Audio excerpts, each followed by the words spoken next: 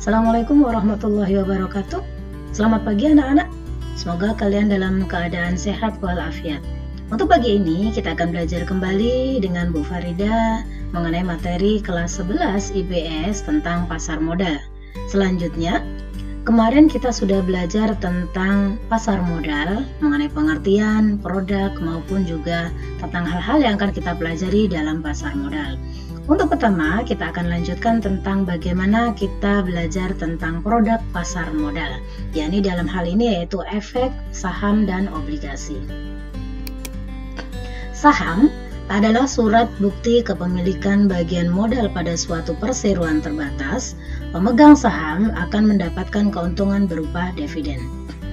Bedanya dengan obligasi, obligasi adalah surat utang jangka panjang atau menengah yang dapat dipindahtangankan serta berisi perjanjian bahwa pihak penerbit obligasi akan membayar sejumlah bunga kepada periode tertentu dan melunasi pokok sesuai dengan batas waktu yang telah ditentukan. Baik, untuk saham.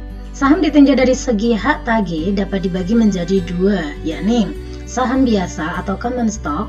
Pemegang saham biasa tidak memiliki hak untuk didahulukan saat pembagian dividen oleh perusahaan, tetapi pemegang saham bisa memiliki hak suara dalam rapat umum pemegang saham atau RUPS, dan sahamnya mudah diperjualbelikan di pasar sekunder.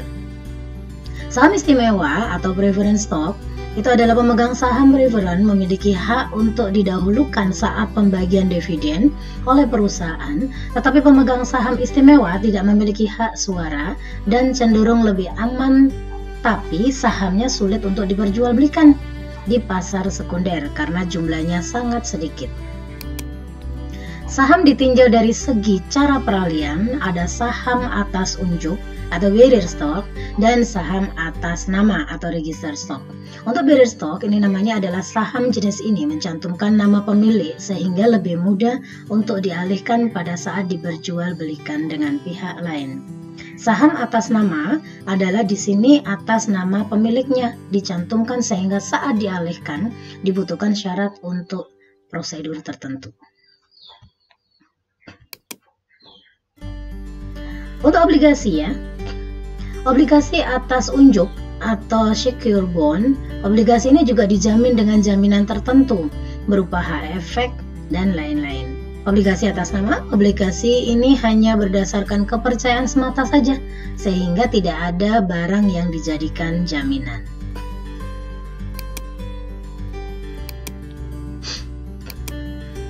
Obligasi dalam hal penetapan dan pembayaran kupon, ini ada obligasi dengan bunga tetap setiap tahun, ada obligasi dengan bunga mengambang atau disesuaikan dengan tingkat bunga SBI, dan obligasi tanpa bunga.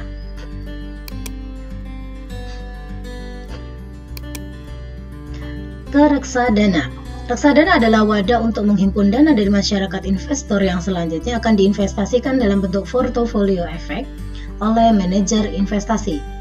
Di mana investasi di reksadana dikatakan investasi tidak langsung karena investor tidak menentukan mana saham yang dibeli atau dijual, tetapi menyerahkan hak kepada manajer investasi sebagai pengolah reksadana.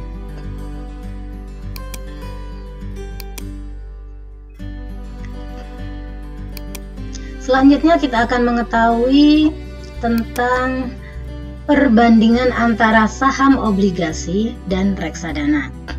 Untuk karakteristiknya bisa dilihat bahwa saham itu sifatnya penyertaan modal, penerbitnya adalah perusahaan, keuntungannya dividen atau capital gain, kerugiannya adalah tidak mendapatkan dividen, dan jenisnya ada saham biasa dan saham preferen. Mekanisme perdagangannya dapat diperdagangkan di bursa efek.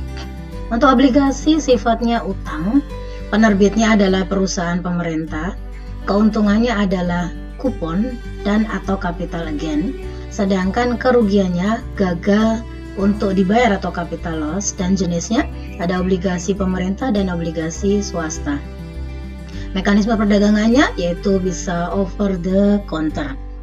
Kemudian untuk reksadana sifatnya adalah pengelolaan modal bersama perusahaan efek, modal kecil dan dikelola oleh manajer investasi. Kemudian untuk risikonya penurunan NAB dan risiko likuiditas. Sedangkan jenisnya adalah reksadana pendapatan tetap, saham, pasar uang, dan campuran. Mekanisme perdagangannya adalah pemegang reksadana menjual kembali ke pasar. Terima kasih anak-anak, mungkin ini akan mengenai materi yaitu produk tentang pasar modal.